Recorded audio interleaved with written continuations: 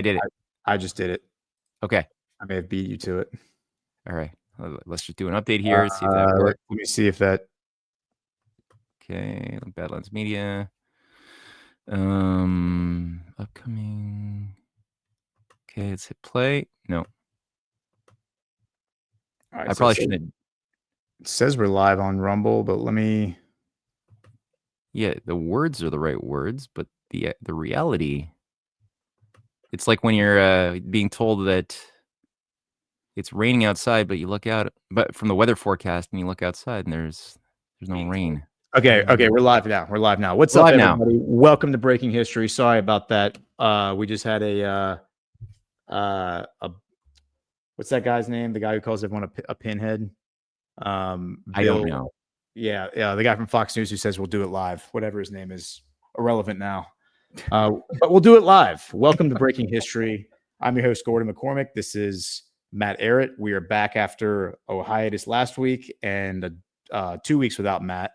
And as we were saying, just theory of relativity feels like I haven't spoken to Matt in like a year because of so much geopolitical happenings that have occurred since the last time we did this show. Yeah. Absolutely, man. No, I'm really happy to be back, and yeah, we've got a lot to talk about. We don't have a lot of time to talk about it because I know we both have pretty busy schedules today. So we're going to try to get the show wrapped up within the hour. Definitely, the key points that I think are high on the priority list to just dissect a little bit and talk about are obviously the meetings ongoing in the Asia Pacific. The APEC summit is happening as we speak. Big meetings are going on.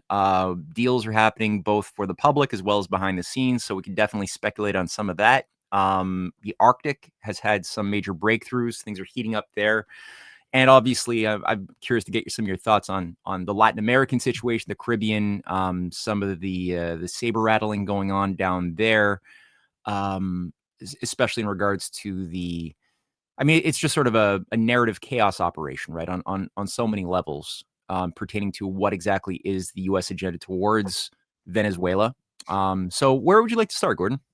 Let's start actually with the since it's been so many weeks since you and I have done the show together. Let's start real quick with the Kirill Dmitriev post about the JFK bridge from Alaska, because this is something that you have been you've been at the forefront of this for longer than anybody else. We talked about this on stage at Deadwood because you and I had been talking about it for so long. And even back then in August, it looked like something like this was going to happen, because the summit between Putin and Trump happened back in August while we were doing GART in Deadwood. Right. And I'm referring, of course, to this post from October 16th from Kirill Dmitriev, the Russian special envoy to the U.S. for economic development, kind of Scott Bessent's counterpart in Russia. And he says, from the Soviet JFK files released by Representative Luna, Kennedy Khrushchev World Peace Bridge could and should be built between Alaska and Russia at once. He's quoting what is written on the page. This is from there was a JFK file, Soviet JFK file release, and I still don't really understand the full story of how Luna, like Anna Paulina Luna, ended up with this, and she was the one who released it. But yeah, I mean, she's at least taking credit for it. Yeah, and then so in this release is this drawing that you see on the screen. And clearly it says Kennedy Khrushchev World Peace Bridge could and should be built between Alaska and Russia at once. And at once is underlined. And then you clearly can see there is this dotted line that is supposed to represent a road or a railroad that leads clearly to Moscow, and then another one that branches off down towards China. So this is really interesting, because if this was from the Kennedy files, then you would think that this was probably from that era, either maybe right before Kennedy was killed or right after. But fascinating that this was actually being discussed back then. Yeah, no, absolutely. It's such an auspicious thing to put out there. Now, again, I don't know exactly how that particular drawing found its way into the JFK files per se, but regardless, if it was, a natural part of these documents, or whether it was just slipped in. I've heard so many theories, one of which accounts for this as done by the hand of an American civil engineer, actually, ironically, of Chinese descent, a Chinese-born Really? civil engineer. Yeah, I forgot his name, in like 1962, drafting this program. And we know. So I'm not too sure. I'd like to get the drama, the story behind how that emerged, because I know, and I've made I've written a lot about this, as you know. We talked about this, as you pointed out, in Deadwood, and the last direct reference that I had seen prior to Kennedy, that the Kennedy era, was really 1890, actually 1906. 1906 was the last time I saw this directly referenced in official policymaking circles, and that was done by Tsar Alexander Nicholas II and his then prime minister, the first prime minister of Russia, Count Sergei Witte, who was sort of this, you could really call him kind of the Abraham Lincoln of Russia, who was a big fan of the American system and applied it under his time as transport and finance minister of Russia in the 1890s, all the way up until the Duma was reorganized and the parliamentary system with a prime minister and everything was created under him in 1905 to try to like take the ended the danger of the Bolshevik Revolution that had then gone through its first wave in 1905, right? There was a massive Bolshevik attempt to overthrow the government, a la color revolution back then. And a lot of liberties were given to the people. A lot of civil liberties were granted, which was great. It was a great solution, but obviously it was undermined. It didn't continue after a certain point, and because of that inability to maintain it, the Bolsheviks were given more opportunity and fuel to do their thing. But that being said, Nicholas II, following the advice of Witte, brought in American civil engineers to carry out the study. It was covered by American press, French press, European press at the time, for building a tunnel under the Bering Strait, or a bridge. It could be a bridge. It was discussed a lot between 1865 and that period, 1906. There was a little bit of a revival of this under FDR, his vice president, Henry Wallace, and Stalin, and Stalin's foreign minister, Molotov, in 1942, to build a highway across the Bering Strait. But, the death of FDR, the emergence of the Cold War, all of these things, McCarthyism, all got in the way, and it kind of went to bed. Now, I didn't know that this idea was cropping back up under JFK. So that's interesting that Kirill Dmitriev and associates in America, I don't necessarily assume that Anna Polina Luna is necessarily behind the strategy of releasing things, but she's sort of the She pretty certainly face. likes to take credit for being She behind the does. She strategy does of good. really, yeah. Yeah. She's very good at taking credit. And E.H. Kyle says Luna and two others from Congress went to the Russian ambassador and just asked for the documents. Luna told the whole story on the Patrick Bet David podcast. Fair enough. I find that story a little hard to believe, that they just went and asked the Russian ambassador. He was like, "Oh yeah, like you wanted these? I didn't realize that these were important for the public to know. Yes, of course, have these documents." I find that a little hard to believe. I find that it's probably more likely that they were declassified either a long time ago or very recently, and then strategically deployed. And maybe that is how it happened. Like maybe she was given it and she's like, "Oh, well, I'm going to go post about this on Instagram now." And like she went and posted about it on all of her social medias. But I think she is a useful instrument for getting this stuff out because of the way she uses social media. Yeah. And I'm just going to put out an addendum, because or not an addendum, a disclaimer, because while I don't trust her, like you said, there's certain useful purposes that she has, and this is a great example of one. But I always, for me, there's always that feeling of trepidation, because I know through my research, and I've made a bunch of documentaries on the hidden hand, like we all know about the Great Reset, but the more important and underappreciated aspect of the plan, it involves resetting world religions around a new Gnostic architecture of Ecumenism, right? Oh, no, not that. I mean, well, a version of that is necessary to sort of homogenize all the religions and remove the morality, the moral principles of everybody and get everybody to just kumbaya under the same like hodgepodge of feelings. Yeah, there's that. But then what they've done as well under this because I like a version of ecumenicism. There's a version of it that I think is good and a version of it that I think is evil. And the version that I think is good involves looking at all world civilizational states and their cultures and beliefs, and and looking for the common moral principles that allow us to tap into natural law, love the good, love justice, have self-dignity.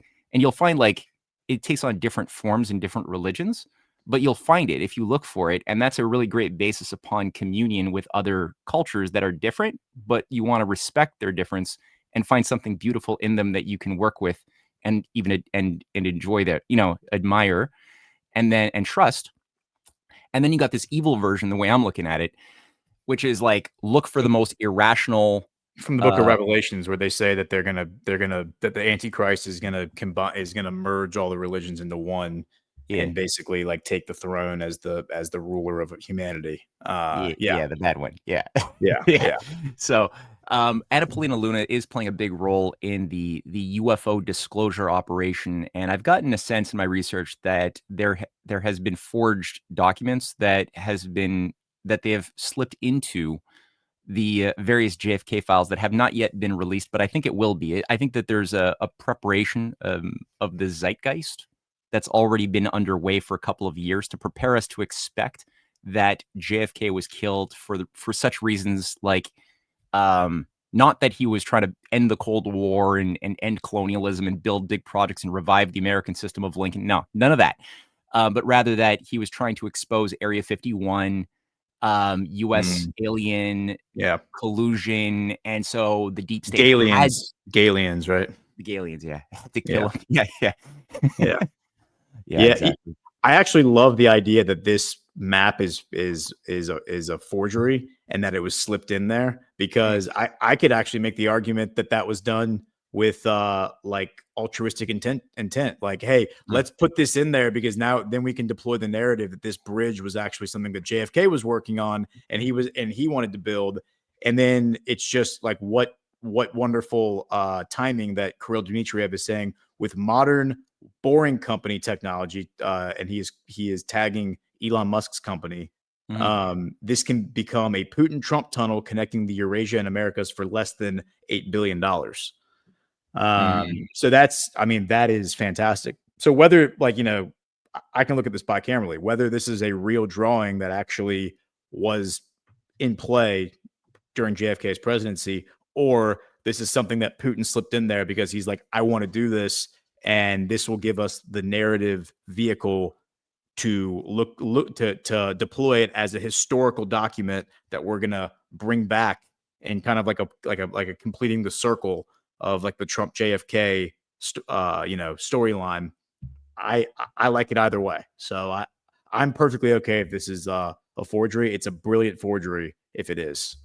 Yeah, absolutely. And very strategic. So.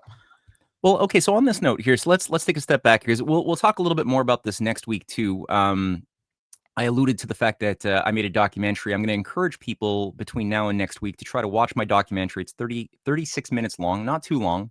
It was aired on One American News Network earlier this year, like 8 times, which was fun to get that effect.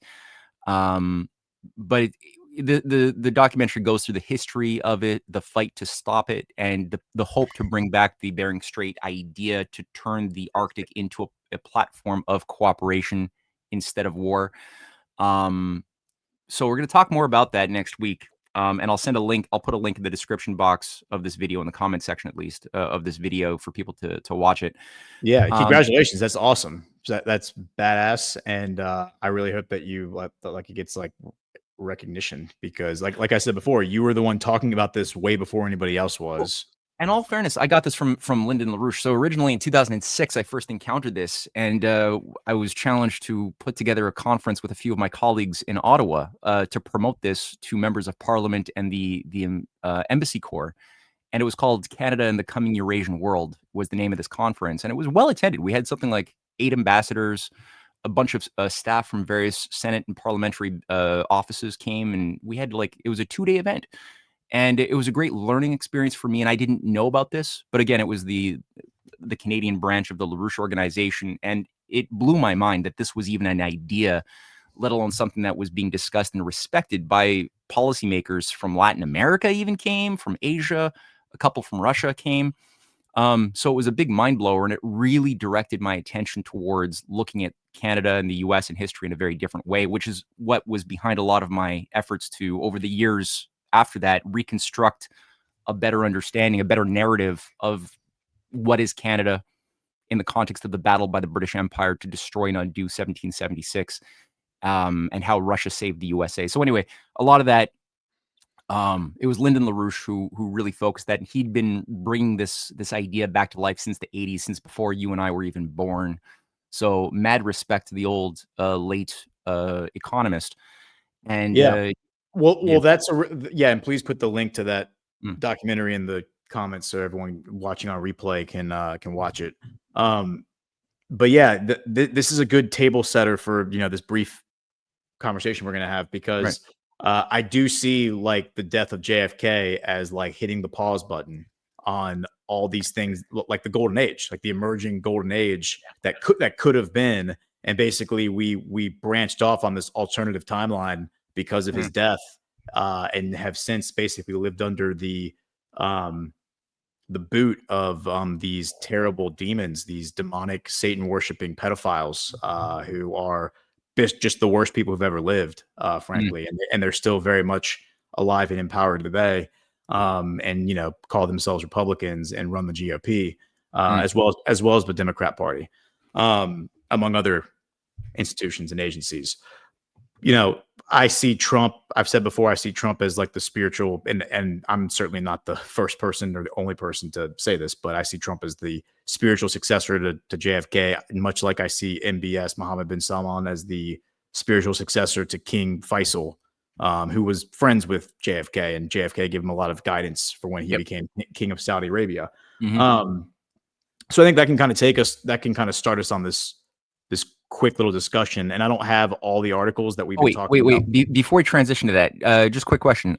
As of now, it seems like the planned Budapest summit that was supposed to happen didn't happen. Trump was supposed to meet with Putin.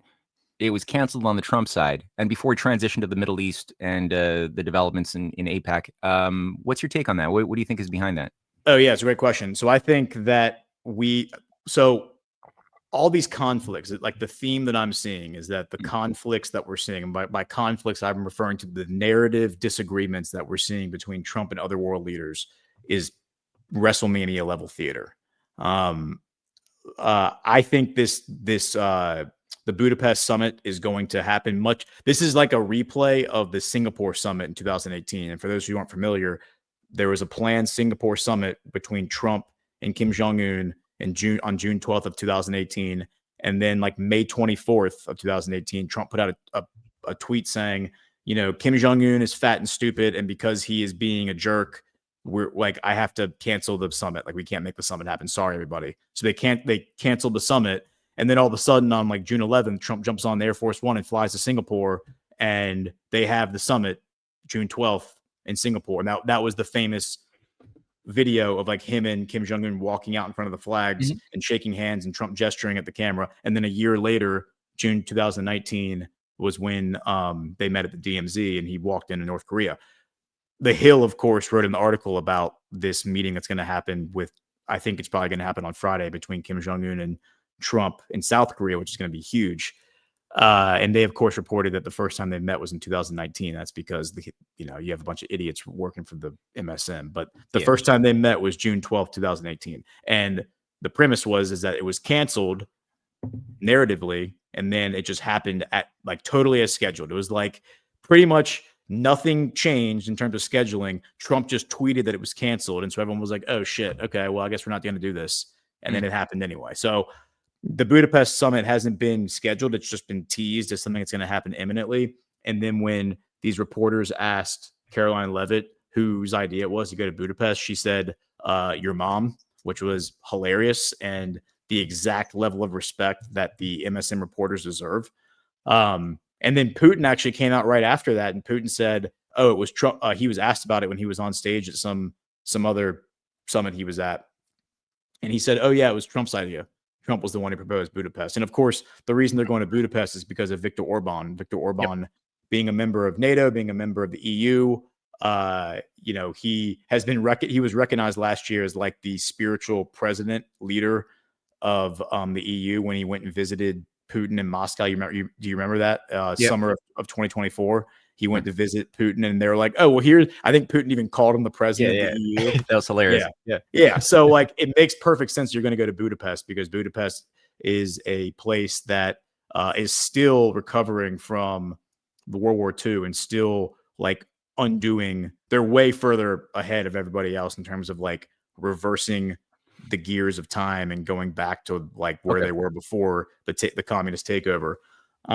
So you're hoping that this is just smokescreen and that the meeting might still happen. Oh, 100%. And now I think I've seen multiple deployments from both the Kremlin and the White House that say, yeah, we're still interested in doing it. Like, so the signal is there that it's going to happen. And the issue of the threatened sanctions that Scott Bessant announced on Russia, those sanctions didn't actually happen yet. They're just words being thrown out there that they will happen, but it doesn't seem like they have. So do you think that those are also smokescreen and that there are not going to be yet more U.S. sanctions against Russia at this point, or is that something that you're? I actually think they did happen. I think what they did is my understanding is that they sanctioned Trump sanctioned 2 energy companies. He sanctioned Lukoil, which is the second largest oil company in Russia, and then he sanctioned Rosneft, Rosneft, which is the largest oil company in Russia. And I did some research on the differences here.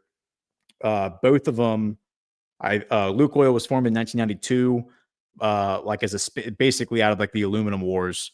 And the differences between the two, as I understand it, is that Rosneft is much more of like the Kremlin aligned oil company, like state oil company that is used as geopolitical leverage and is used by the Kremlin and Putin basically to wield Russian power around the world and like negotiate deals.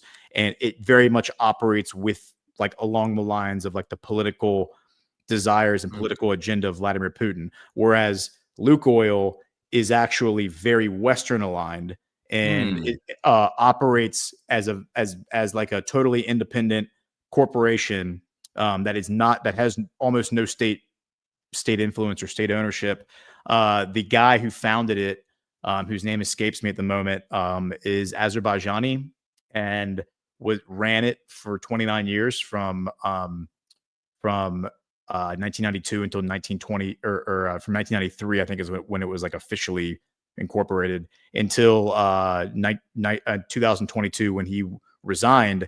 And when he resigned, Lukoil apparently remained totally politically neutral throughout its entire existence, like under this guy. And then when Putin invaded Ukraine, they did like a very rare press release where they commented on something political and said, we really want to see peace. This is bad. We should not be doing this. And then he resigned. But the way he is presented, this founder who's Azerbaijani, he's presented as like a Putin ally. But even though he has never really politically spoken on anything, he's very neutral, as is Lukoil. Now, Lukoil actually announced yesterday that because of these sanctions, they're now going to sell off. They're going to sell off their.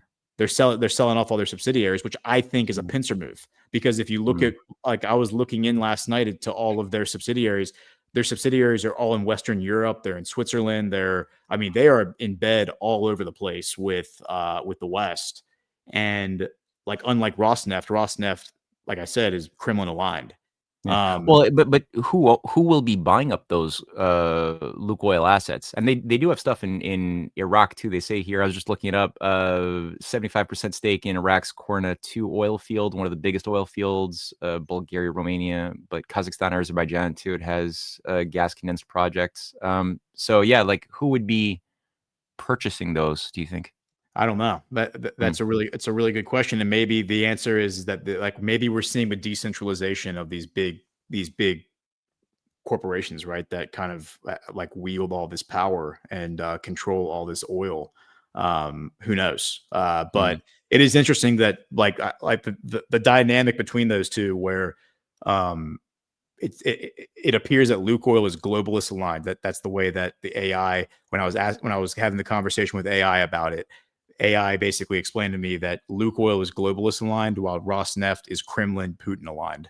That's the difference between the two. And basically, Rosneft is not going to be impacted by these sanctions because Russia is basically already insulated from sanctions because of the decoupling they've done over the past 3 years, which Trump was even. There's a clip that we've been playing for the past week where Trump was asked about this, where a reporter said to Trump, I think last Thursday, well, Putin says that he's not worried about this because this isn't going to impact him at all. And Trump said, well, I'm really glad Putin feels that way. I'm glad Putin doesn't think that these sanctions are going to impact him at all. And then now we're learning that Lukoil, which is a international conglomerate, like an international corporation, is divesting selling off all of its subsidiaries.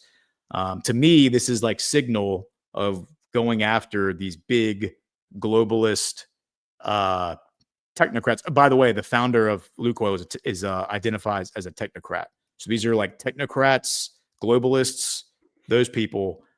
So no love lost, I don't think, for Lukoil and their operations. Now, what's interesting is that like when we look at the narrative, look at the story out this morning. U.S. is pulling troops out of Europe, and NATO nation's defense chief. Washington has informed bloc members, NATO, it is shifting its focus to Asia. Romania's Uonut Mostanu has said that is a hell of a name. I don't even try names like that anymore. That is a hell of a name. You're more courageous than I am. Yeah, but it's I'll just plow through it and trip all over myself. The United States is scaling back its military presence in Europe as part of a broader strategy shift, Romania's defense minister announced on Wednesday. So again, why does Trump do this WrestleMania theater with these people that I can demonstrate, and many of us can demonstrate he's actually like collaborating with? Here's why. So here's a perfect example. Oh, well, China's a really big threat. Like Xi has been a very naughty boy. So we're going to pull all of our military assets out of Europe and send them over to Asia because we're going to have to go fight a war in Asia now. Sorry, Europe. Good luck with Putin. LOL. See you later. As you know, NATO is sitting here puffing out its chest, trying to start a war with Vladimir Putin.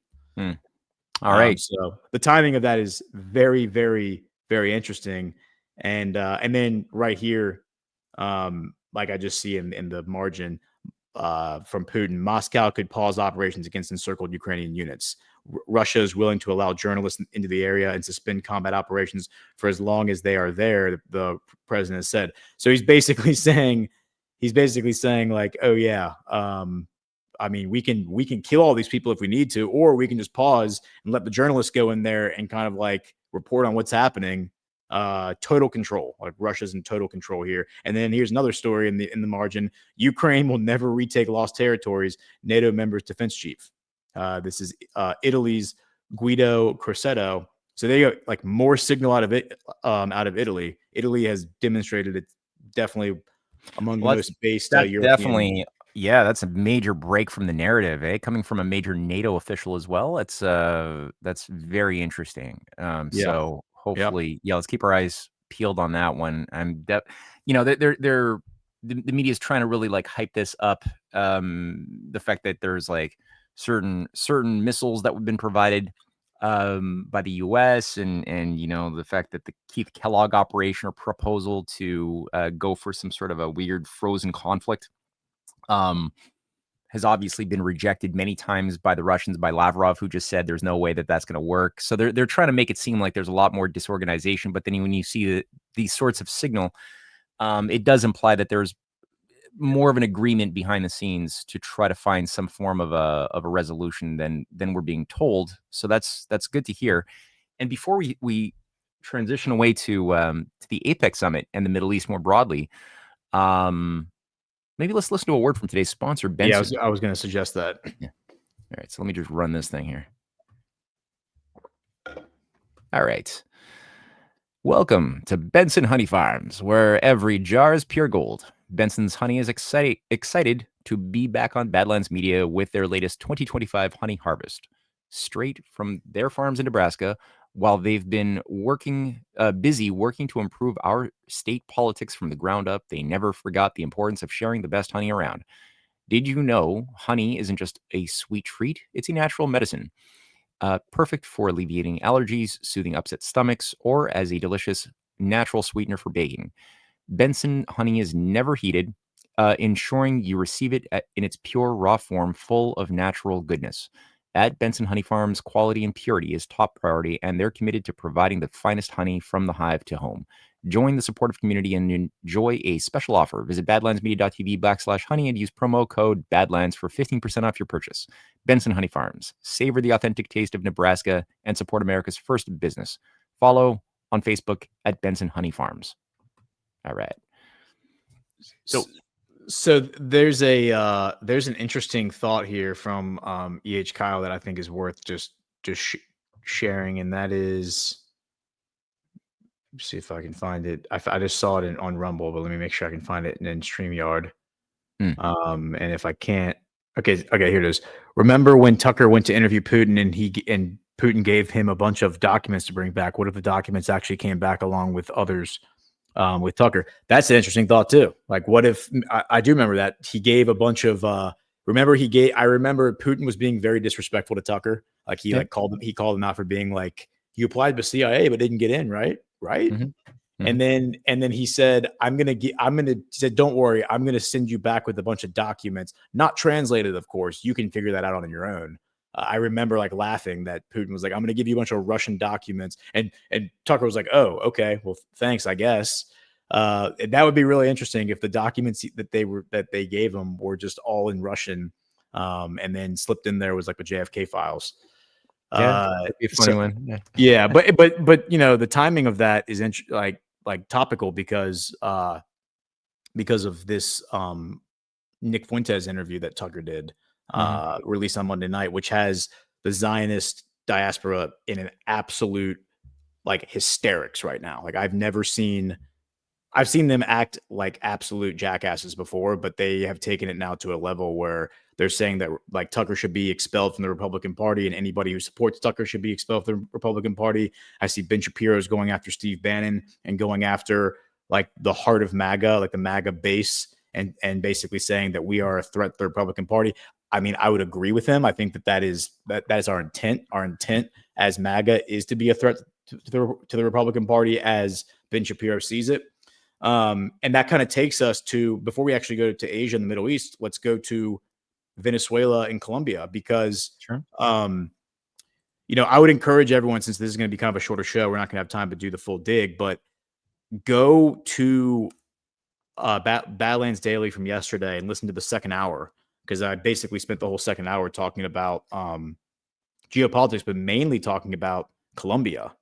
And so I think I've run through with you a little bit how Maduro has been, I think, orchestrating, or at least providing he orchestrated lawfare against a lot of these commodity asset trading companies, oil, gas, diamonds. Back in 2017, he initiated all that. And we've seen countless executives from these companies be prosecuted in recent years. I think that corporate oligarchy represents one half of the cartel.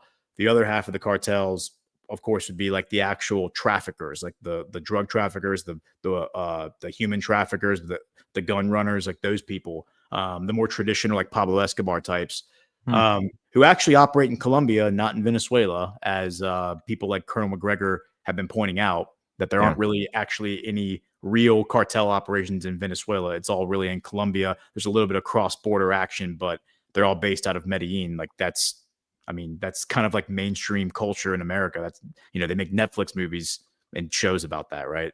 But this guy, Gustavo Petro, was sanctioned this past weekend by Trump.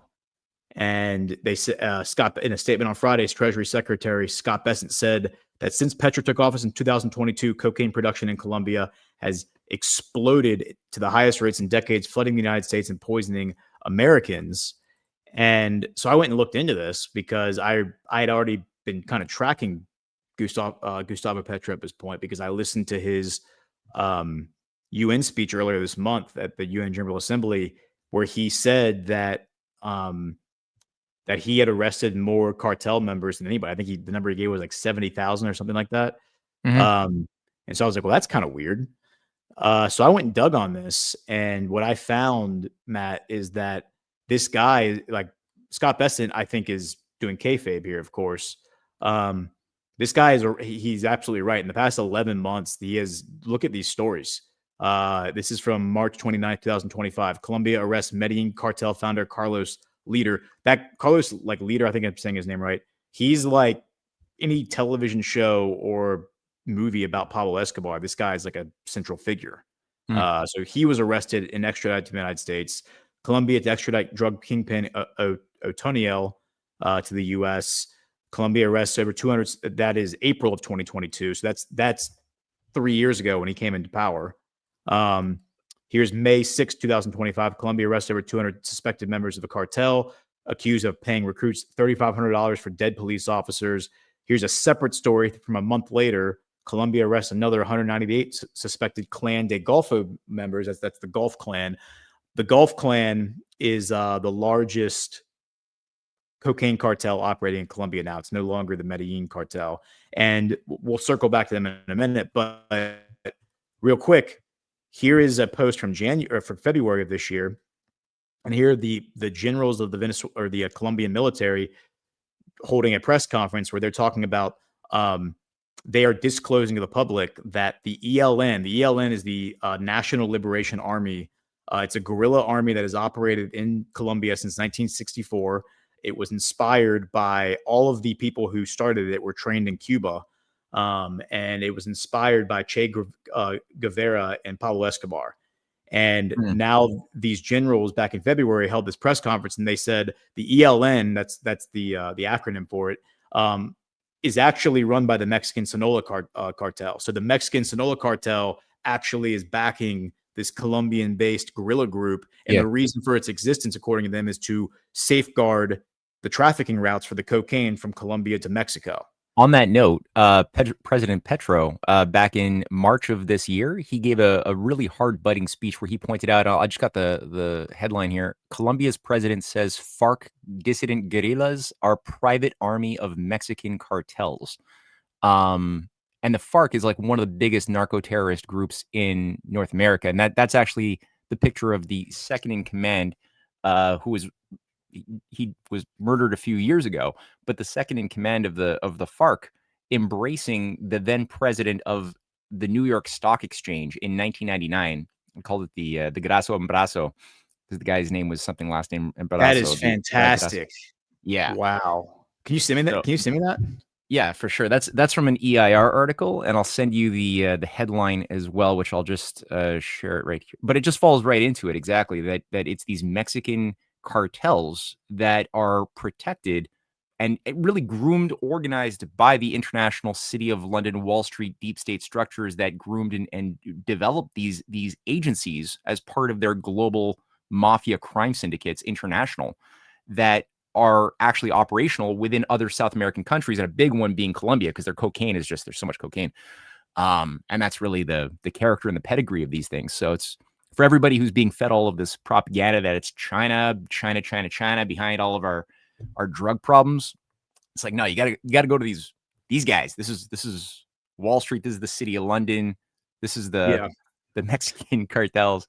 Well, and I'm actually speculating now, and this is just pure speculation, that I wonder if all this fentanyl that is out and about, and I have several friends who've died of fentanyl overdoses in the past couple of years, so this is personal to me, but I wonder if this is all actually being manufactured in Colombia by these guys, because it doesn't make sense. Like the story we're being told, I've heard a few different versions. I've been told that it's manufactured in China, and then it's sent to Mexico where it's cut with the drugs and then shipped across the border. Okay. I've also heard more broadly that it's manufactured in Canada, which doesn't make any sense whatsoever. So you're saying they're manufacturing it in Canada. They're then shipping it across the Canadian border, through the United States, across the Mexican border, into Mexico, cutting it with the drugs, and then shipping it back across the border. I mean, that seems like a lot of work when you have these jungles in Colombia that you've been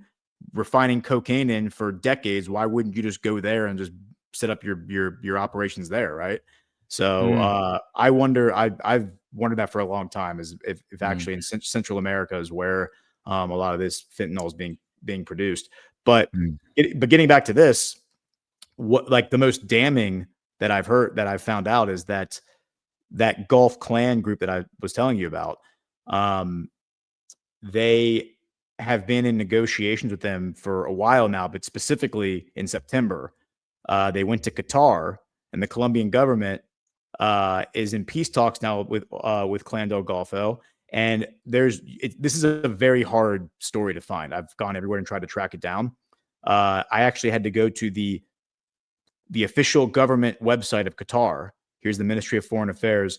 They are actually reporting on it because everywhere else it's all written in Spanish, and then you translate it and it doesn't quite translate cleanly. Here's the state of Qatar.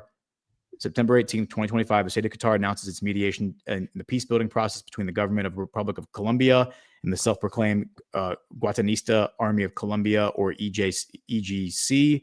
And it goes on to say that the aim of advancing reconciliation and finding sustainable solutions to the chronic challenges posed by armed groups in Colombia, including disarmament and peace building. So they are in Qatar negotiating the cessation of operations, the end of the Colombian cartels. This is after years of rounding all these people up, arresting them, killing them, and sometimes, but mostly arresting them and extraditing them to the United States, where I presume they're being prosecuted. None of that's being reported by our media, so we can't possibly know. You know, state media in the United States won't report on it because we live in we live in a occupied country. But it's very interesting. And then you come back to here, and Lindsey Graham is sitting here like giddy because more is coming. Stay tuned. Like, we're gonna go kill people. Like, it's gonna be exciting. And then we get this story from yesterday and the day before. 2 days ago, the Miami Herald reports that Venezuela claims it has captured a CIA group, accuses the U.S. of plotting a false flag attack. And then yesterday, a report comes out that the U.S. tried to recruit Maduro's pilot for a kidnapping plot. They tried to pay off the pilot, and they actually gave a name of who this was. The outlet claimed that Homeland Security agent Edwin Lopez met with Maduro's pilot, General Bitner Villegas, in the Dominican Republic in 2024 and offered him a bunch of money so that, hey, the next time you're flying him somewhere, just turn the plane and come somewhere where we can arrest him. Come to a country that's willing to arrest him. That's all you got to do. You do that, and we'll give you like a bunch of money. And the guy said no. So, that's really interesting. I've been speculating, Matt, for like the past month or two, that I wonder if we're going to see Maduro get like arrested, and maybe like extracted, and then the U.S. because now Trump is openly saying, yes, I have allowed I've authorized the CIA to do clandestine operations in Colombia to overthrow their government, and I'm considering land strikes against the jungles, like where the cartel are operating. And I'm sitting there thinking, like, wait a minute. You authorized clandestine, secret CIA operations to overthrow the Venezuelan government, but you just announced to the whole world that you authorized these clandestine operations to overthrow the Venezuela. Do you understand how stupid this all sounds? And then you back all the way up to a few weeks ago when Korea, like literally the day after Trump got the peace deal with Palestine with Gaza and Israel, Hamas and Israel signed.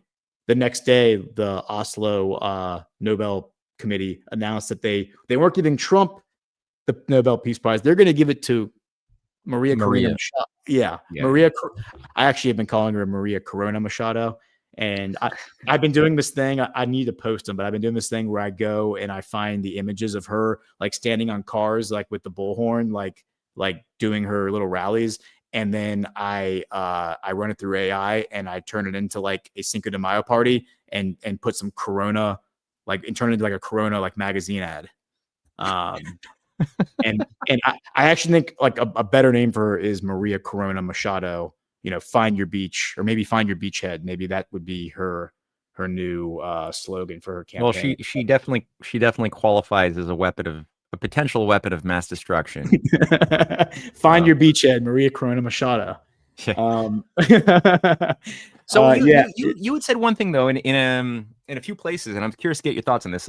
Again, you had posited the possibility that an arrest of Maduro might be in the cards as part of this cleanup of the cartel operation. I'm not necessarily with you on that, but I'm curious to get your logic and a bit more refinement. Could you expound upon that hypothesis a bit more? I'm sorry, the screen went out on my end. Can you repeat that last part? Oh, yeah. No, you've mentioned before that you're within the realm of possibilities in your mind would be the possible arrest of Maduro as a way to sort of remove him for a time while I suppose these corrupt narco terrorists and cartels are being cleaned up. And I'm not fully with you on that, but I'm curious to get more refinement in how you're thinking. Like, what is your logic behind that hypothesis that you've put out there? Well, that was something that I was thinking about like a month ago, and then that was right before I found, like, I stumbled onto Gustavo Petro. I heard his UN speech, and then I started doing a dig on him. And now that I know that Colombia has been rounding all these guys up in negotiations with the cartel already, it seems kind of superfluous for them to extract Maduro, because I'm not even sure if these kinetic operations are going to be necessary now. Maybe they are. Like, maybe they've taken out the leadership, maybe they've taken out like the key nodes, and there's still a lot of just ground, like boots on the ground guys that need to be wiped out, sleeper cells, that kind of thing. I don't know, like maybe. But it seems like the Venezuelan government, like the military, has been deployed and mobilized 25,000 troops in one little area. Seems like they could probably do that without the US. Right. And also now you have the factor too, where Putin and Maduro just signed a deal as well, a defense deal. It's not necessarily a mutual defense pact. That's not part of the deal, but there's definitely a lot more organized collaboration now on defense, on a variety of things. So Putin has definitely brought Russia into more of a sphere of responsibility. Now, again, based on what we've seen with some of the shenanigans on the Syria front, that's not necessarily 100% guarantee of salvation necessarily. However, it definitely is a step up from where it was a week ago. And then you have also President Petro meeting with the MBS, which is something you've posted on, you've commented on. Can you say something about the importance of that in your mind? Absolutely. And I'm so glad you brought that up. Like the security deal that they announced, I think 2 days ago, between or maybe it was over the weekend, between Russia and Venezuela, reminds me a lot of the security deal that was signed between Russia and Iran, like the day before Trump came back into office. It felt like posturing. Just like, it's like a shot across the bow from Putin, just saying, "Hey guys, I'm letting you know that I'm here and I care about this. You better back down." Not saying that to Trump, but saying that to the Lindsey Grahams of the world, that Putin and Russia have Maduro's back. And what's interesting about the MBS thing is because Gustavo Petro has been going hard in the paint against Zionism, and hard in the paint. Like, during his UN speech that I mentioned before, he also called for an international force to be assembled against Israel, where he said, "Hey, we should assemble an international peace force and send them into Gaza to fight the IDF and defend the people of Gaza." And then when Maria Corona Machado was given the Nobel Peace Prize, he posted about this letter that, I don't know if you saw that, but I don't know if we did a show after that or not, but he posted about this letter that she had sent in 2018 to Netanyahu, asking Netanyahu to help her overthrow the Maduro government. Right. And he said, "Why would you, like, the IDF are a bunch of genocidal maniacs? Why would you want to bring that to the Bolivar region of South America?" Like, Bolivar meaning like the northern part of South America. Like, shame on you, man, for doing this. So he's been going hard against Zionism and being like, the Zionists are evil, Israel is evil, Netanyahu is evil, these people are all the worst. And then all of a sudden we get this picture posted today by this is Gustavo Petro's X account, and he says the most important meeting that will continue tomorrow with His Royal Highness Prince Mohammed bin Salman bin Abdulaziz Al Saud, and this appears to be in Riyadh, as far as I can tell. So that means that he would be in the Middle East meeting with them. So, you know, I'm very interested to see what's going to come out of this, because the fact that he is sitting there going hard in the paint against Netanyahu, hard in the paint against Israel, lots of speculation, negative speculation around Saudi Arabia about their relationship with Netanyahu, that they're selling out the Palestinians, selling out the Gazans, which I don't believe at all. I've never believed that. I think it's really more so of a pincer move against Netanyahu. I mean, I don't think it's a coincidence that over the past 3 years, we have seen like Zionism be exposed as the evil ideology that it is. I mean, 3 years ago, it was worshipped like the beast from the book of Revelations, in my opinion.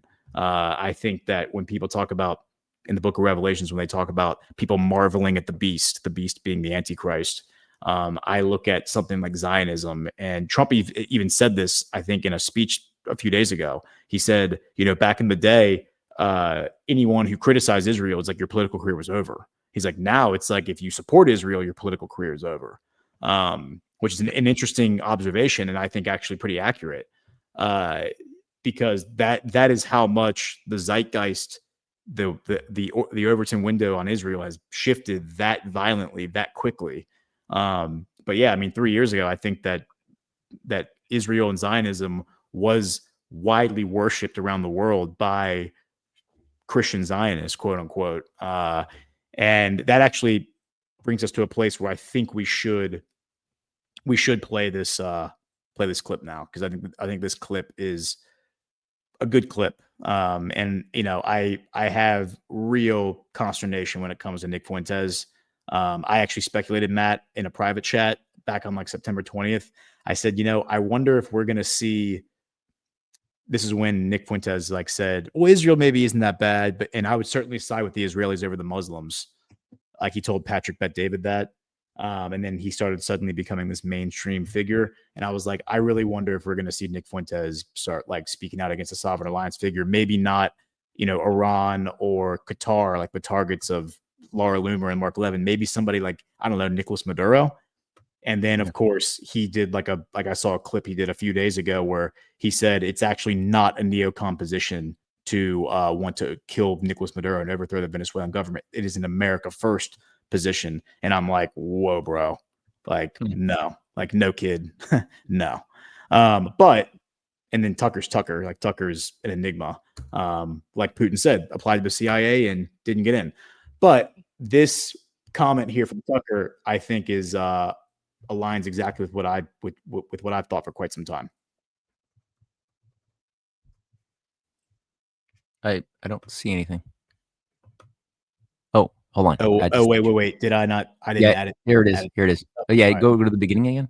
How do you explain Mike Huckabee, Ted Cruz, and there are a lot like that, John Bolton. I mean, I've known them all. George W. Bush, like Karl Rove. I mean, all people I know personally who I've seen like be seized by this brain virus, and they're not Jewish. Most of them are self-described Christians, and then the Christian Zionists who are, well, Christian Zionists. Like, what is that? Right. And I can just say for myself, I dislike them more than anybody. You know, because like what? Because it's Christian heresy, and I'm offended by that as a Christian. That's why. So I don't like. Why not? Like, I'm pissed at the neocons. Very pissed. I've said that a million times. I've been mad since December of 2003 when I went to Iraq. And so like I went and asked straightforward questions to Ted Cruz, because that seemed like there's a sitting senator who's like serving for Israel by his own description. He seemed like a worthy target. I'm not going after MTG, who's like the most sincere like, why not go after Ted Cruz? I don't understand.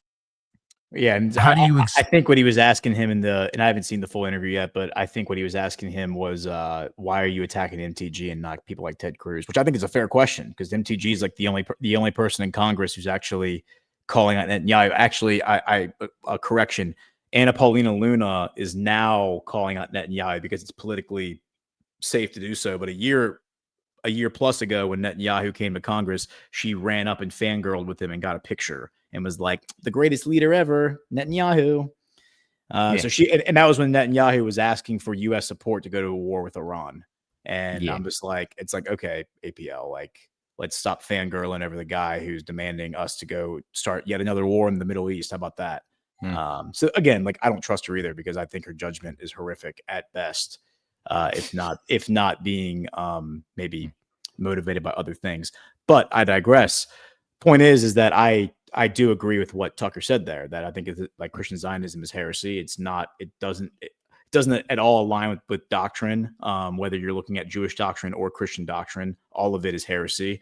It's all a lie. We've been lied to by the most powerful forces in the world, have lied to us and indoctrinated us over generations to believe something that is patently false. And how many people have died as a result of those lies? Tens of millions. I mean, maybe more. It's a disgrace.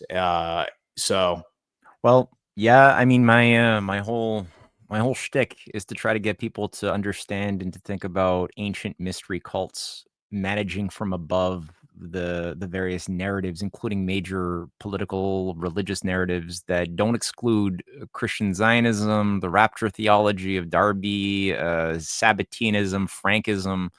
A lot of these things, the entire Kabbalah network as a whole, you can find rooted in the religious engineering of the ancient high mystery religions of Mithra, of Cybele, Demeter, of Attis and Isis, and the high priesthood that was managing the world as a giant cave, controlling the shadows back in the ancient times. And they didn't go away when, even though Christianity took a lot of the wind out of their sails of success, they didn't go away. Surprise, surprise. A lot of them went underground.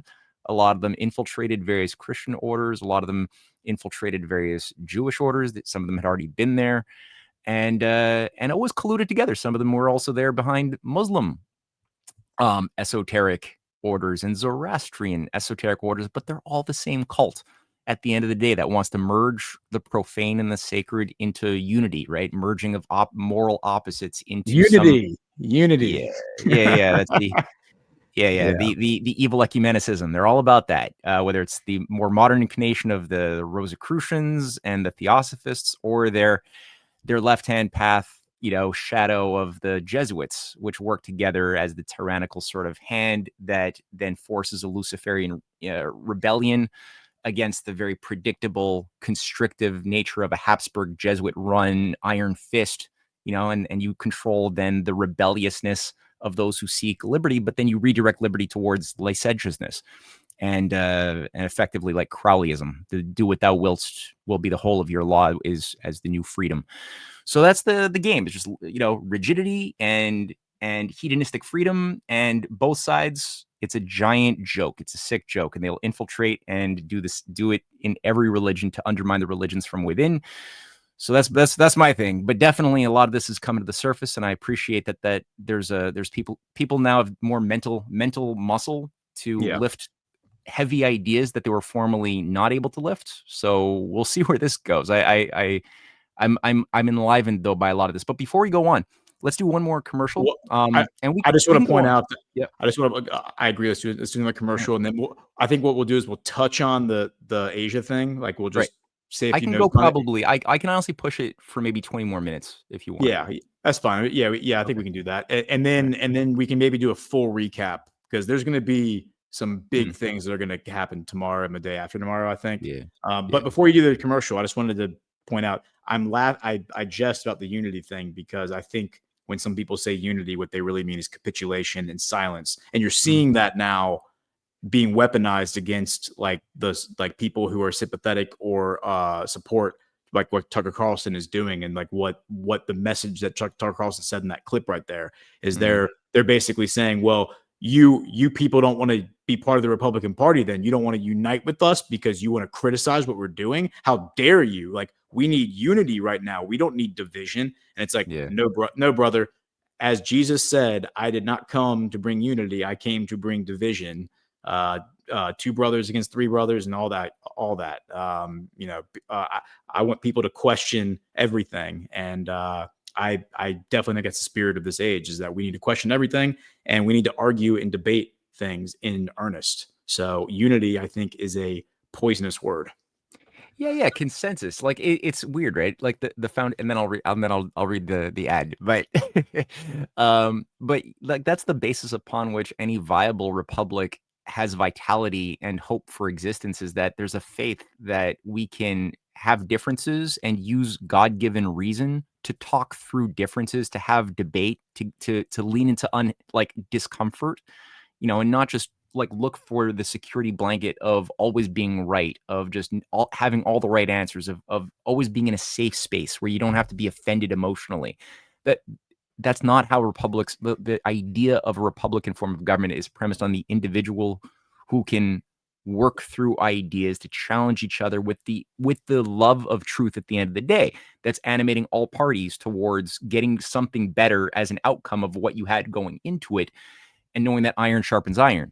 So yeah, like consensus, this idea of running away from debate, running away from diversity into some form of weird homogeneity is a system for slaves and feudal serfs and nothing more. But yeah, so yeah, totally agree. All right, one ad coming up here.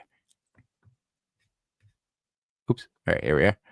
Okay, so let me read this. Maha yourself with supplements that don't suck from Conscious Strength, founded by Badlands' very own Jordan Sather in 2019. Conscious Strength products are made in America and won't break your bank, unlike the other online brands. Their lineup includes collagen for strengthening joints and hair. Hold on. Electrolytes to get rid of those cramps. Green powder that tastes good and mixes easy. Shilajit gummies. Methylene blue, zeolite, and more. Flip the finger to pharma, be your own doctor, and get supplements that you can trust from Conscious Strength. Go to badlandsmedia.tv/strength to shop now. One more time, badlandsmedia.tv/strength. Links will be in the description below. All right, here we go. All right, so we got a few more minutes left here. Got probably 15, 20 more minutes. Things are going on in APEC in South Korea. You want to talk about any of that? Yeah. So, I think maybe next week, assuming that like 10 years worth of like geopolitical happenings doesn't happen between now and next Wednesday, which could easily be the case. Maybe we should try to do like a more in-depth recap of all the different deals that are being signed. But thus far, I think we can recap what has happened, at least at a high level, and then looking forward to what we're going to see here unfold tomorrow and Friday. So it starts with, first Trump went to Qatar, and I've played the clip on a few shows now, so I don't think we need to play it again. But he refuels in Qatar. This is as like all the Zionist influencers, all the Trump, a lot of them Trump surrogates like Laura Loomer and Mark Levin are just like frothing at the mouth already on X about Qatar being the greatest enemy America has ever faced, and we have to all like send our children to die in a war. I'm being facetious here, but that's effectively what their messaging is. That Qatar is the enemy of America, and then so Trump takes it upon himself to go land in Qatar to refuel. Could have easily refueled in midair, but instead goes to lands Qatar. The Emir Tamim comes out to the airport. Trump notes that this is the first time he's ever done this for anybody. Gets on the plane and just sits there and hangs out with Trump like on camera while they're refueling the plane. And Tamim is like, yeah, there was no way I'm going to let you come and leave without me coming and saying hello. You're my guy. And Trump like grabs him by the hand and does this little like gesture, like embrace gesture. And he's like, I love you, man. And he's like, I love you too, bro.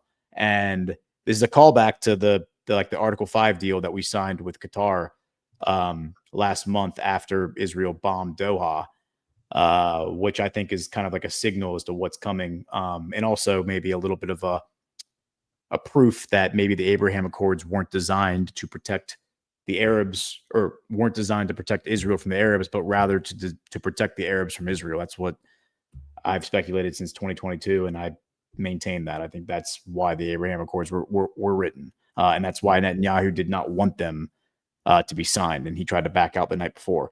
So from Qatar, we go to Malaysia. In Malaysia, let's pull up Google Maps because I think that's probably the easiest way to talk about it. We actually signed Trump signs a series of deals there that haven't really been that reported, honestly. None of this is, I don't think, is getting the attention that it actually deserves, but that's just typical propagandist media in a captured state captured society such as ours. But we have Malaysia. Now, what's interesting to me, Matt, is that the way that this 20-point peace deal comes together in the Middle East is that the week of the UN General Assembly, when Trump goes to give the speech in New York, he then afterwards sits down with a bunch of Muslim leaders. It's mostly the Arabs plus Turkey plus Pakistan and Indonesia. And I remember thinking, I was like, why the hell is Indonesia there? And then Trump's talking about how great the Indonesian president is. And I'm like, all right, well, I mean, Indonesia is a Muslim country, fair enough. But, I mean, it's already kind of a stretch Pakistan being there. Like, why is Indonesia there? Well, look at this. So now we've signed, we're in Malaysia. We're being hosted by Malaysia. We're signing a bunch of rare earth mineral deals that are shifting the balance of power of how the rare earth mineral market is going to look. It's totally reshaping how rare earth minerals are going to be refined and processed moving forward. And the two islands that make up the Strait of Malacca, which is the one of three strategic choke points in maritime trade, the other two being Panama Canal and the Suez Canal, Malaysia and Indonesia. So I think that is very telling. And then, of course, you have Singapore right here, where Trump did the Singapore summit with Kim Jong-un in 2018. Along with the rare earth deals, which I think it was Malaysia that signed one. I want to say it was I need to pull up the list, but I thought Thailand didn't they sign one too?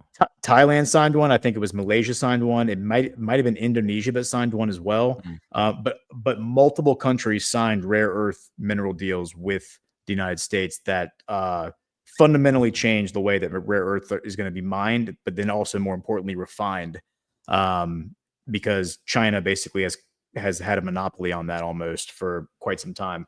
But also we got the peace deal signed between Thailand and Cambodia. And the important thing that I can point out about the Thailand and Cambodia conflict is, just like every other conflict that Trump has resolved, except for the one in Africa between the DRC and Rwanda, the main weapon system that's being used there is the Tavor rifle, which is a very difficult rifle to procure. It's made by Israel Weapon Industry. It's the weapon that's exclusively used by the IDF. Therefore, I'm pretty sure you have to go through you certainly have to go through the Israeli government, but I think you also have to go through the IDF to get it, certainly in mass.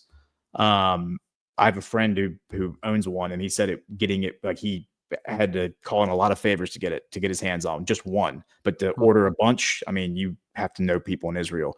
Every single conflict, Azerbaijan, Ukraine, India, Pakistan, Cambodia, Thailand, all of them, the militants, the ones who are attacking, are using Tabor rifles. So I think that's very significant, that basically you have Israel starting fires all over the world and then Trump coming in behind him and putting out the fires. So from Malaysia, we then go to Japan. And again, I'm just doing high level stuff here. We get another rare earth mineral deal signed with Sanae Takaichi. And Takaichi is a fascinating figure because not only is she apparently she's like a metal, she was like a drummer in a metal band up until kind of recently, I think. It was a metal band, a heavy metal band? Yeah, it was like a metal band. It was Really? my understanding is that it was like a metal band. Yeah. I mean, I haven't heard the music, so I don't know, but that's the rumor, is that it's a metal band. But anyway, I mean, a drummer in a band, that's kind of badass. Yeah, all right. She's the political protege of Shinzo Abe. Shinzo Abe, of course, was like Donald Trump's best friend during his first term, and assassinated during the Biden term. I speculate that maybe he's still alive, but I tend to doubt it. But who knows? You never know. But I think what's really interesting about the meeting is that she nods to this by gifting him. So she gifts him this right here is a signed golf bag from Hideki Matsuyama. Matsuyama, excuse me, who is he won the Masters in 2021, best Asian golfer in the world. And then Shinzo Abe's putter, which like is presented almost like a samurai sword, the way it's like. That's pretty funny. Yeah, that's classy. It's got a funny class. Very classy. And then here's a picture just of the putter, Shinzo and Trump at Mar-a-Lago playing. And they were always playing golf, like during the first term. Like the media would always rag on him for this. And then Trump makes this comment.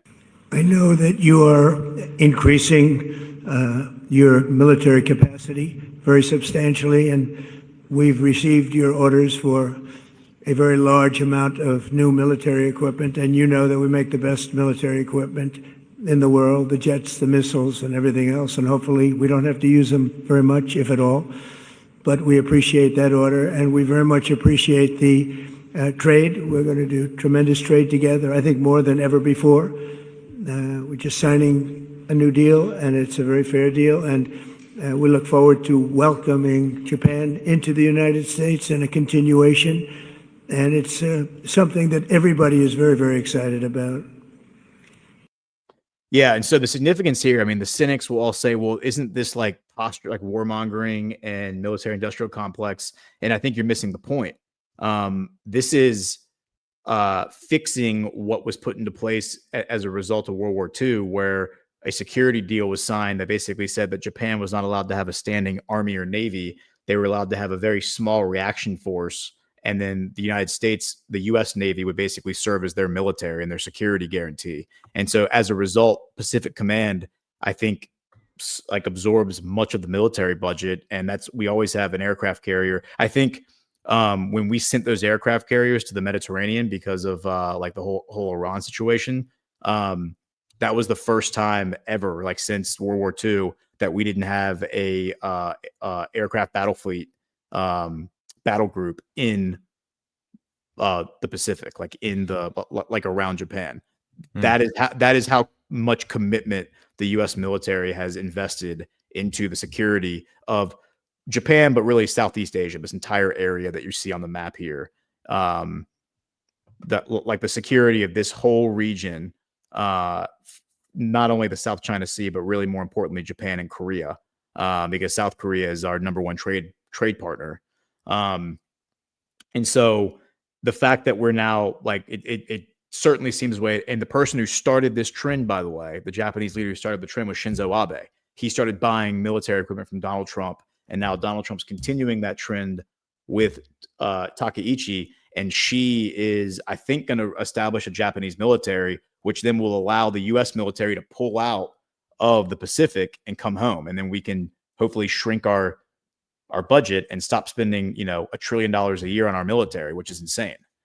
That's an interesting idea. Yeah, I like that. I like that a lot because right now there's how many U.S. troops are in Japan right now? It's like well over 50,000. I think it's like 58,000 last time I checked, which is huge. It's a massive number that have been occupying Japan. So we bombed the fuck out of it. Sorry for the language, people. We bombed it to smithereens with nuclear warheads unnecessarily after they had already begun back-channel negotiations to surrender at the very end of World War II. We still bombed them as sort of a show of flexing and a really message to Russia to let them be known that a new strategy had been released onto the world premised around mutually assured destruction and this idea of hegemony of those who wield the monopoly on nuclear warheads. So you had that.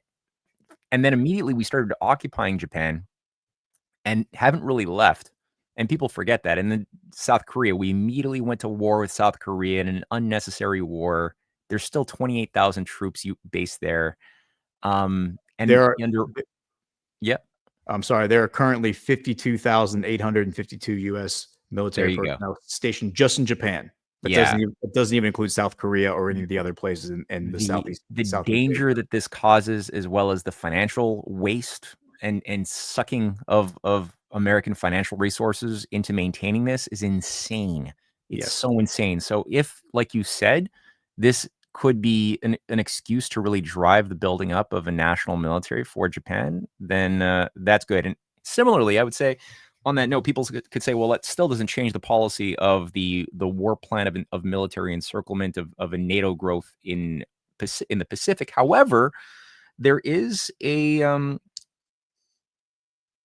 what was her name? The Prime Minister Sene Takaichi. Takaichi. I think it's how you say it. She did come in originally. Everyone thought that she was going to be an anti-China hawk, but she immediately came in, and her first address that she gave publicly was to say that she would not support any U.S. trade war against China. She wouldn't be an instrument of U.S. economic pressure against China. She called for better relations with China at the same time. And you have the discussion now around setting up a China, Japan, South Korea common currency area as well. So that's another thing that integrates these countries into an idea of mutual cooperation instead of going along with this NATO plan of using Japan like they used Ukraine as a proxy for the destruction, the undermining of a rival. In this case, it would be China, not Russia, but it's the same policy. Or Taiwan, frankly, same policy was there too, where these countries would be otherwise just seen as disposable assets, as Ukraine has, that would kill millions of South Koreans and Japanese. Instead, actually seeing something that would benefit both the China-Japan relations, as well as Japan-US relations at the same time. So could be, because people are wondering, like, who is Japan trying to really be friends with? Is it the US? Is it China? Maybe it's both. Maybe there's something actually much more harmonious going on under the surface, perhaps. Also, on a negative cautious point, because I'm not 100% sold on the white pill, on a negative cautious point thing, perhaps there's some threats to, for China being given to China, saying, look, we'll give you these things, we'll release some pressure on your back door if you perhaps give up on this BRICS idea, give up on the idea of a global Belt and Road Initiative as the framework for an alternative security economic architecture, and we'll just leave you alone a little bit and give you some peace in your own backyard. So there's that aspect of it too. I can't let go of that hypothesis as well. It's very fair to look at it bicamerally. Burning Bright did point out that she had some very strong words for like the feminist movement, basically, and like just women in general. I think she said something along the lines of like women shouldn't be in positions of power, which is like an ironic statement for her to make. But when you look at, like Chris Paul's pointing this out, when you look at the archetype for what they use to overthrow governments, you have Marina Corona Machado in Venezuela, but then you also have, I don't know, have you heard of this woman? This is I can't even pronounce this woman's name, but is Svetlana. She went mega viral yesterday. Sikhanuskaya. No, I don't know, but this is what she's a 37-year-old woman living in Lithuania. Okay, she's Belarusian allegedly, but they're calling her the president-elect of Belarus. They're saying that she's actually the legitimate, kind of like Maria Corona Machado is the legitimate, in their eyes, the legitimate leader of Venezuela. They're saying that this woman is the legitimate leader of Belarus, and that Lukashenko is a dictator, and Lukashenko needs to be overthrown, and that NATO and Lithuania are going to overthrow Lukashenko and install this woman. And she's like putting out like talking points saying, here's what I'm going to do my first day in power. Like, I'm going to XYZ. I don't know where this woman came from, but this it's a copy paste. Like, you copy paste, like, all right, here is the Eastern European version. Here is the spicy Latina version. Like, they're probably going to have an African version that's going to come out next, like an African model that's going to come out next year to replace what's his name in Burkina Faso, Captain Traore. Like, this is almost laugh out loud funny the way that they do this, where the American version, of course, is Kamala Harris, right? Yeah. Yeah. They're all the same cookie cutter mold, eh? Like, they went to the Claudia exact Scheinfeld in Mexico, right? Well, it's you had it with what's the name? Who was the first Venezuelan regime change puppet? Guaido. Yeah, Guaido. yeah, you just hear the way they speak. It's Obama. It's the exact same school of rhetoric, the same messaging, the same tropes, human rights, language, and they all are going to the same workshops and then being deployed to different parts of the world. And Lithuania is weird too, right? Like Lithuania is such a tiny little country. We often like neglect it, but they seem to be behind a lot of these Gladio stay behind operations that have been serving as beachheads for overthrowing, especially Eastern European countries. So her presence in Lithuania is interesting. Let's just say that we could do a whole show on that in the future. Actually, we might want to bring on Kit Clarenberg. Okay. He's done some really good work on Gladio, Lithuania, and the whole thing. That would be interesting. I forget exactly which country it was, but a lot of these Europe was basically destroyed by these young. It's like that exact model over the past 10 years. These young women, and many of them are very beautiful, who come in, are elected, and then they're the ones who implemented like the destruction of Europe by deindustrializing the country. And then there was that one who I can't remember if she was the leader of Lithuania or it was one of the Scandinavian countries, where she was basically exposed as just being like a floozy. Like she was going out to nightclubs and just partying and just being and doing cocaine and stuff while she was supposed to be prime minister. And like during COVID. And it turned out she was just like a floozy. And I think she was just a front, obviously, for something else, like some organization that was behind her that was actually doing but she was a beautiful woman, so all the weak men, all the simps who are going to go out there and vote and support it because they a beautiful face, a pretty face, and then of course women get told the whole feminism trope, and it's all right, that's how you capture both sides of the both demographics, and then these people end up coming in and just totally deindustrializing the country, and now Europe is literally facing an economic apocalypse because of what they've done over the past 10 years. So on that note, the last thing we'll hit real quick is just South Korea, because South Korea falls into this, not that mold because it's not a female leader, but President Lee, because we covered the poop balloon psyop between Kim Jong-un and President Yoon, which resulted in Yoon being arrested, charged with treason. And now the stories are that he's laying around in his underwear on the prison floor and refuses to get up for his interrogation sessions, which is kind of funny. But that's what the headline is. I don't know. And then when Lee gets elected back in June, the entire Western media, not just Con Inc., not just Fox News, but even Steve Bannon, General Flynn, all these people are opining because, they're all clutching their pearls because they're President Lee's a communist and he's gonna betray us. He's gonna steer South Korea into the influence of China, and bye South Korea. There goes South Korea. And then of course President Lee comes out and talks about how much he loves Donald Trump. He immediately signs a very, very favorable trade deal with Trump, where it's 15% tariff for all South Korean goods coming to the U.S., 0% tariff for all goods going to South Korea from the U.S., and then $350 billion investment into the U.S. economy, hundreds of billions of dollars of energy purchases by South Korea from the U.S. So I think that trade deal was described as capitulation. It's very similar to the trade deal that the EU signed with Trump as well. And then Trump announces another trade breakthrough yesterday, or today rather, I guess, with President Lee, and dramatic progress helped break tariff impasse. And so maybe we'll get into all the details of this next week, because there's a lot to unpack that we're not going to have time to do here. Absolutely. But you have this. There is one little video that I want to play of Trump, Tim talking about Modi, because this kind of gets back to the WrestleMania thing. So let me.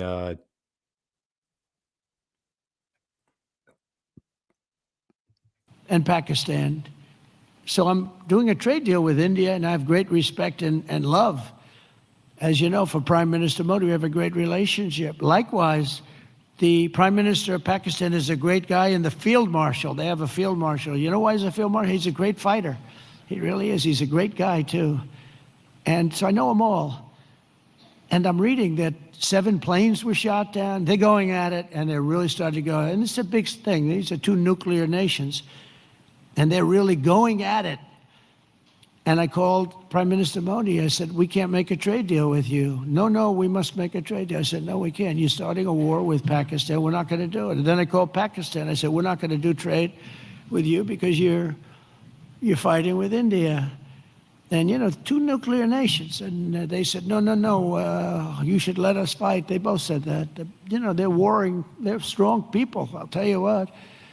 Prime Minister Modi is the nicest looking guy. He says, and he looks like you'd like to have your father, like, he's a killer. He's tough as hell. No, we will fight. I said, whoa, this is the same man that I know. But after a little while, and they're good people, and after literally 2 days, they called up and they said, we understand, and they stopped fighting. How is that? Isn't that amazing? Now, you think Biden would have done that? I don't think so.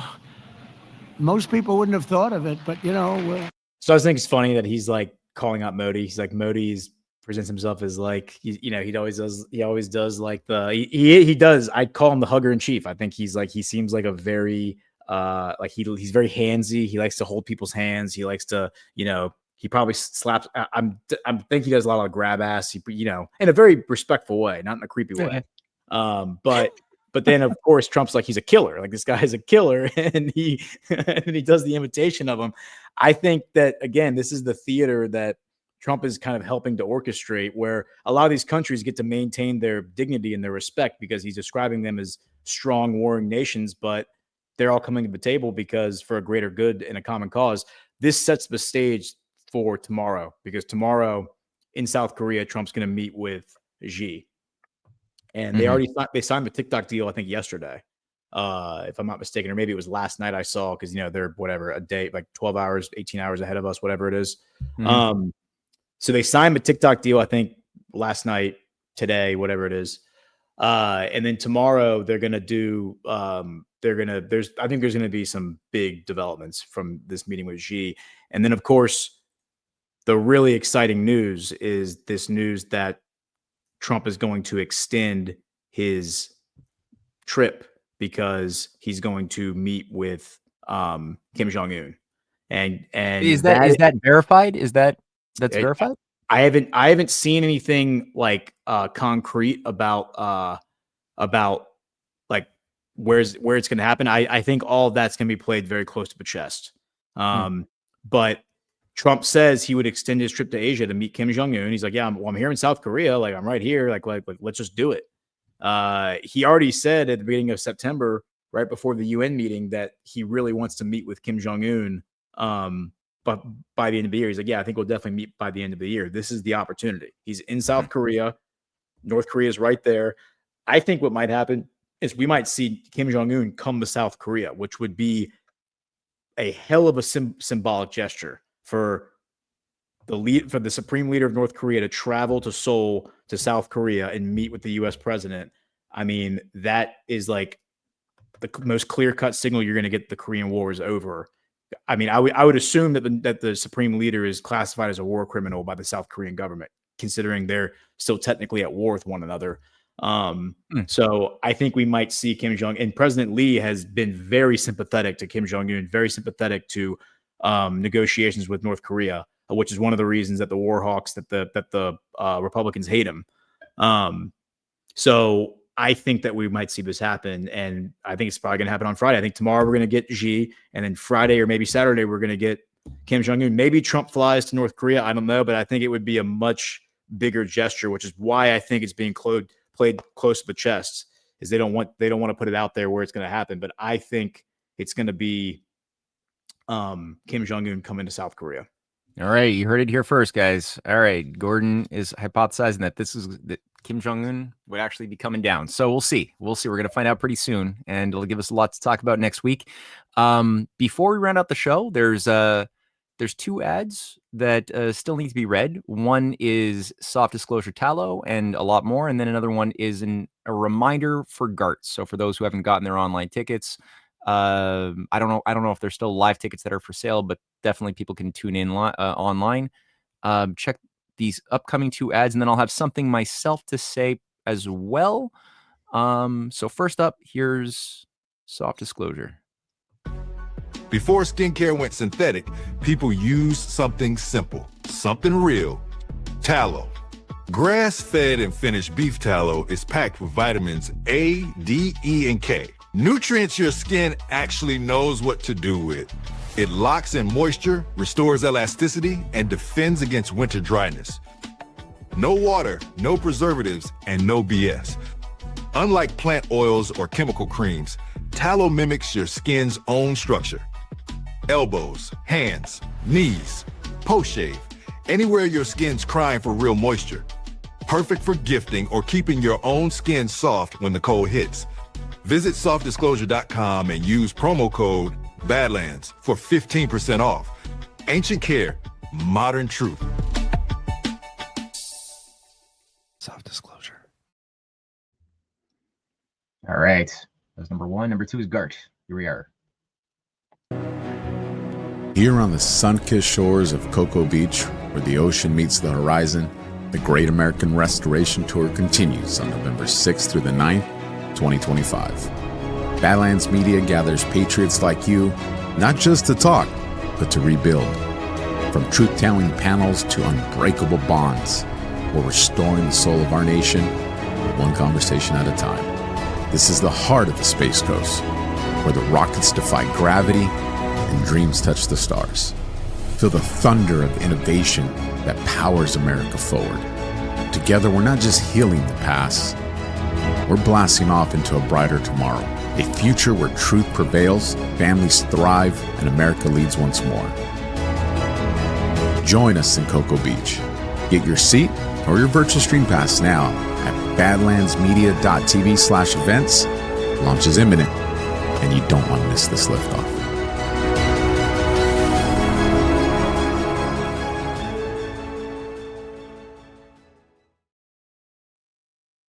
All right.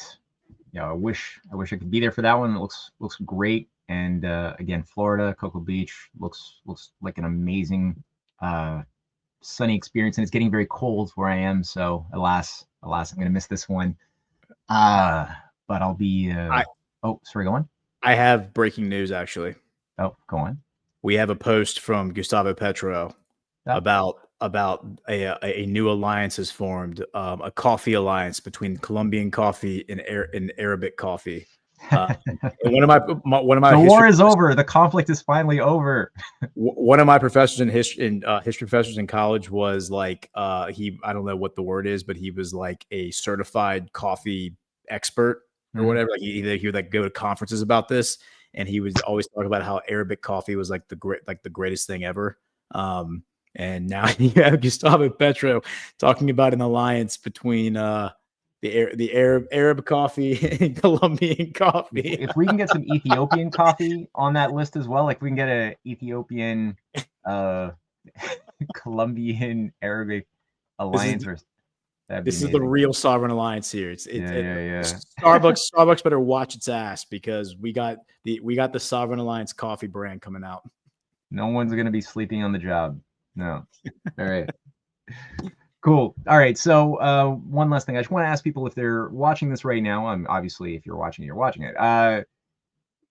This is a new show. So I've been hosting this thing now for a few months, and it's a fun experiment. It's called the Pluralia's Dialogos. So with the Pluralia, they host the multipolar summits a couple times a year.